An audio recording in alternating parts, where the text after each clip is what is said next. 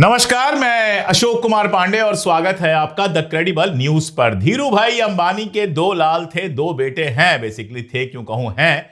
एक तो मुकेश अंबानी है और दूसरे अनिल अंबानी है। मुकेश अंबानी हमेशा दब के रहने वाले, कम मीडिया में दिखने वाले, कम शो ऑफ करने वाले रहे हैं। और अनिल अंबानी हमेशा से जिसको अंग्रेजी में कहते हैं फ्लेम बॉयंट टाइप के रहे हैं। बड़ी स्टाइल में रहना, शानदार सूटों में दिखना, फिल्म कलाकारों के साथ दिखना। उन्होंने शादी भी एक फिल्म कलाकार से ही की थी। अक्सर विदेशों में दिखाई देना, बड़े बड़े लोगों के साथ दिखाई देना, यानी बड़ी स्टाइल में, बड़े शान से रहे हैं हमेशा अनिल अंबानी।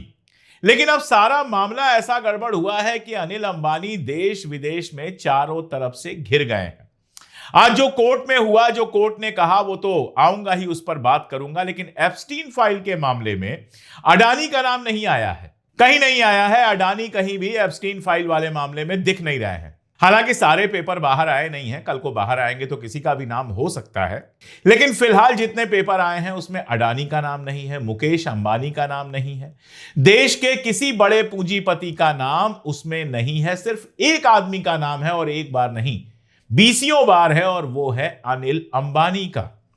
अनिल अंबानी के एप्स्टीन से सीधे संवाद हैं, और सिर्फ संवाद नहीं है, कई जगह तो ऐसा लगता है कि सरकार और एप्स्टीन के बीच में कड़ी का काम कर रहे थे अनिल अंबानी।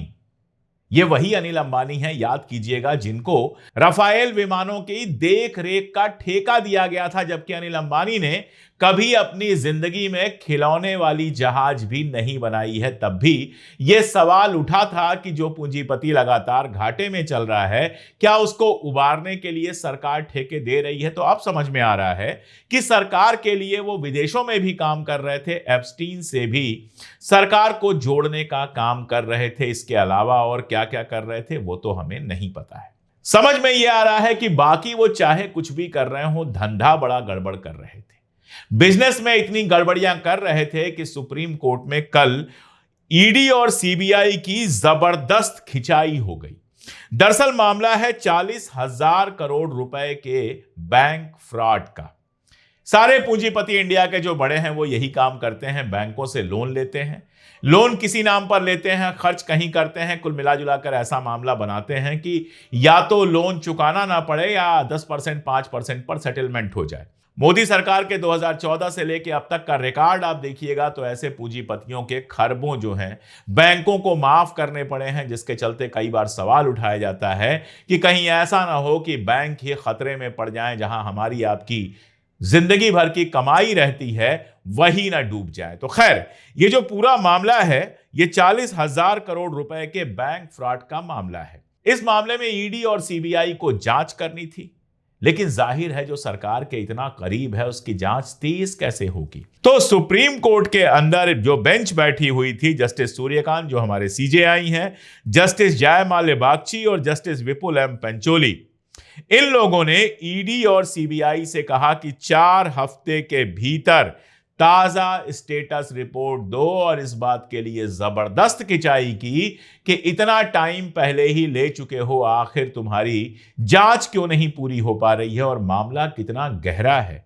मामला कितना संगीन है, इसका अंदाजा आप इस बात से लगा सकते हैं कि सुप्रीम कोर्ट ने अनिल अंबानी को कहा है कि बिना परमिशन लिए आप देश छोड़कर नहीं जा सकते हैं। हम जानते ही हैं कि हमारे कई सारे करोड़पति चुपचाप विदेश में उड़ गए। ललित मोदी विदेश में पार्टी करते हैं, तस्वीरें आती हैं, और भी लोग, विजय माल्या विदेश उड़े हैं, ये तो फेमस नाम है। इसके अलावा बहुत सारे छोटे बड़े पूंजीपति ऐसे फ्रॉड केस में फंसने के बाद विदेश चले जाते हैं, उनकी अय्याशियां चलती रहती हैं, लोगों के पैसे डूब जाते हैं, बैंकों का घाटा बढ़ जाता है, लेकिन उनकी मस्ती चलती रहती है। शायद यही रोकने के लिए अनिल अंबानी को साफ कहा गया है कि बिना परमिशन लिए आप देश के बाहर नहीं जा सकते। याचिकाकर्ता जो हैं वो एक एक्स आईएएस अफसर हैं, ईएस शर्मा साहब ने यह कहा था कि अनिल देश छोड़कर भाग भी सकते हैं, और इसी पर कोर्ट ने यह कहा है कि मुकुल रोहतगी उनके वकील हैं, उनके थ्रू कहलवाया है कि देश छोड़कर मैं कहीं नहीं जाऊंगा, अगर देश के बाहर जाऊंगा तो आपसे अनुमति लेकर जाऊंगा।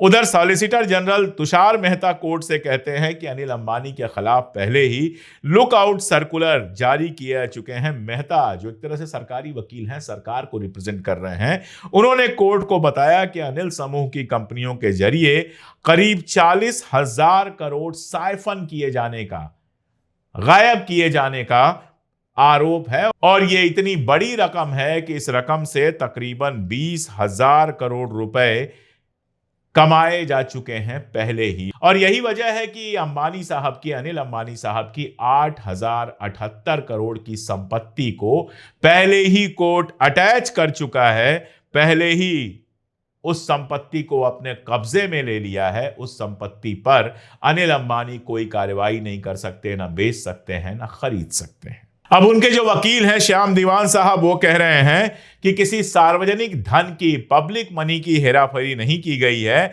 रिलायंस पावर और रिलायंस इंफ्रास्ट्रक्चर ने करीब 20,000 करोड़ चुका भी दिए हैं। कारोबारी घाटे और कर्ज में चूक को आपराधिक केस नहीं बनाया जाना चाहिए।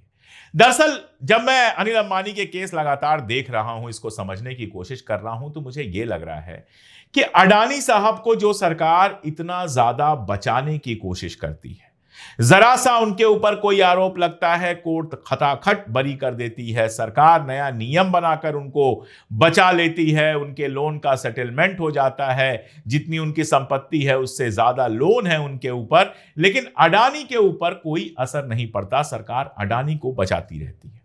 अब अनिल अंबानी भी सरकार के बहुत करीब हैं, सवाल यह उठता है कि उनको क्यों नहीं बचाया जा रहा है।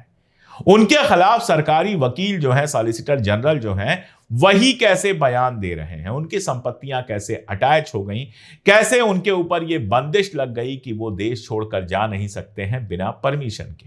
अब ये अपने आप ही मैं कह रहा हूं, सोच के कह रहा हूं, इसका कोई सबूत किसी के पास नहीं हो सकता है, मेरे पास तो नहीं ही है, इसलिए जो मैं कह रहा हूं वो सही भी हो सकता है और गलत भी हो सकता है। लेकिन एक संभावना यह बनती है कि अनिल अंबानी ज्यादा ओवर स्मार्ट तो नहीं हो गए।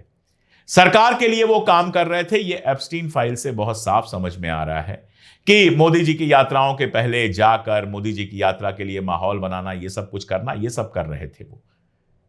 कहीं उसी में कुछ गड़बड़ तो नहीं हो गई है? अनिल अंबानी कहीं ओवर स्मार्ट प्ले तो नहीं कर गए हैं? कहीं अनिल अंबानी की एम्बिशंस ज्यादा बढ़ तो नहीं गई हैं? कहीं अनिल अंबानी अति उत्साह में कोई ऐसी गलती तो नहीं कर गए हैं जिससे मोदी साहब के फंसने की संभावना हो, या कहीं उनके पास कोई ऐसी सूचना तो नहीं पहुंच गई है जो मोदी और शाह नहीं चाहते थे कि पहुंचे? ये सब सवाल हैं। मैं कोई जजमेंट नहीं दे रहा हूं कि ऐसा हुआ है। मेरे पास जिस दिन कोई पेपर होगा, जिस दिन कोई सबूत होगा, उस दिन खुल के बताऊंगा। लेकिन आप खुद सोचिए कि जो कैपिटलिस्ट, जो अनिल अंबानी कल तक इनके इतने करीब था, इन सबके साथ जिसकी फोटो आपको दिखाई देगी, जो बेहद इंपॉर्टेंट व्यक्ति था, जो सरकार के बिहाफ पर अमेरिका जाकर एप्स्टीन से बात कर रहा था, अचानक ऐसा क्या हुआ कि 40,000 करोड़ रुपए के लिए, देखिए है बहुत बड़ी संपत्ति, हम और आप तो कभी कल्पना भी नहीं कर सकते हैं। अगर इतना रुपया सामने आ जाए तो हम और आप तो घबरा जाएंगे कि भैया कुछ गड़बड़ है मामला। लेकिन इतने बड़े पूंजीपतियों के लिए 2,000, 4,000, 10,000, 20,000, 40,000, 50,000 करोड़ कोई बहुत बड़ी बात नहीं है। तो 40,000 करोड़ के लिए, जिसमें उनका दावा है कि 20,000 करोड़ वो चुका चुके हैं, यानी बचे 20,000 करोड़ रुपए, उसके लिए अनिल अंबानी को इतना परेशान किया जाएगा, ईडी, सीबीआई सब पीछे लगा दी जाएगी, संपत्ति अटैच कर दी जाएगी, ये बात कहीं समझ में नहीं आती है। अब देखिए, इसमें सारा मामला यह है, जांच जो हुई है कि Reliance home finance limited RHFL और Reliance commercial finance limited RCFL में बड़े पैमाने पर फंड्स का गलत इस्तेमाल हुआ। 2017 से 2019 के बीच में यस बैंक ने RFHL में 2,965 करोड़ और RCFL में 2,045 करोड़ का इन्वेस्टमेंट किया था। दिसंबर 2019 तक ये अमाउंट जो थे वो नॉन परफॉर्मिंग एसेट्स बन गए, यानी इनसे कोई फायदा नहीं हुआ, ये नॉन परफॉर्मिंग एसेट हो गए। RHFL का देखें तो 1,353 करोड़ और RCFL का देखें तो 1,984 करोड़ अभी तक बकाया है, यानी यस बैंक को 2,700 करोड़ से ज्यादा का नुकसान हुआ है। ईडी का कहना है कि पैसे लिए गए RFHL और RCFL के नाम पर, लेकिन वो पैसे दूसरे प्रोजेक्ट में, दूसरी कंपनियों में ट्रांसफर कर दिए गए, जो नियमानुसार गलत है। इसके अलावा अगर अप्रूवल का पूरा प्रोसेस देखेंगे, लोन कितना तेज अप्रूव्ड हुआ, तो भी आप आश्चर्यचकित रह जाएंगे। जिस दिन लोन अप्लाई हुआ उसी दिन अप्रूव हो गया और उसी दिन डिसबर्सल भी हो गया। आप होम लोन भी लेने जाते हैं, घर आपका होता है, आपके नाम से रजिस्ट्री हो रही होती है, उसके बावजूद दुनिया भर के कागज चेक किए जाते हैं, 10 से 15 दिन लग जाता है होम लोन अप्रूव होने में। और यहां करोड़ों का लोन जो है उसमें कोई फील्ड चेक हुआ ही नहीं, कोई मीटिंग हुई ही नहीं। जिस दिन अप्लाई किया गया उसी दिन अप्रूव हो गया और डिसबर्स भी हो गया। अब आपको यह भी सोचना चाहिए कि इसमें भाई साहब तो जो हैं वो हैं ही, जो लोग लोन दे रहे थे, जो उस समय यस बैंक संभाल रहे थे, उन लोगों का भी तो कहीं ना कहीं अपराध है कि इतना सारा पैसा बिना किसी फील्ड चेक के दे दिया गया। खैर, इस तरह के खेल किसी भी कैपिटलिस्ट के खुले तो 50 मिल जाएंगे। अनिल अंबानी के फंसने और एप्स्टीन फाइल में कोई संबंध है कि नहीं है, ये एक ऐसा सवाल है जो मेरे दिमाग में खड़ा है, मेरे दिमाग में लगातार मुझे परेशान कर रहा है। आप भी बताइएगा कि आपको क्या लगता है। आज के लिए इतना ही, बहुत शुक्रिया।